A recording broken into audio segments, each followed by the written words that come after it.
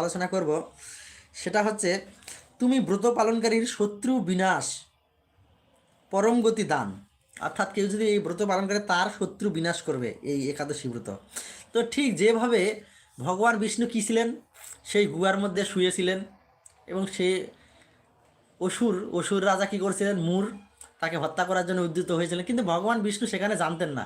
তিনি শুয়েই ছিলেন, ঘুমন্ত অবস্থায় ছিলেন, কিন্তু তার শরীর থেকে অজান্তায় এই মূর্তি, একাদশী মূর্তি উৎপন্না দেবী, তিনি কি হয়েছেন, আবির্ভূত হয়ে সেই অসুরকে বিনাশ করেছেন। তো এইভাবে আমরা যদি এই একাদশী ব্রত পালন করি, সেই উৎপন্না একাদশী দেবীর শরণাপন্ন হই, তাহলে আমাদের অজান্তে যে আমাদের শত্রু রয়েছে যারা, সেই শত্রুরা কি হবে, বিনাশ হবে।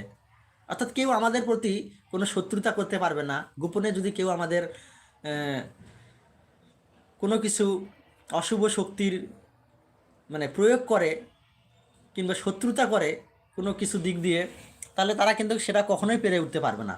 কেননা এখানে ঠিক সেই একাদশীর কথা বলা হয়েছে যে শত্রু বিনাশকারী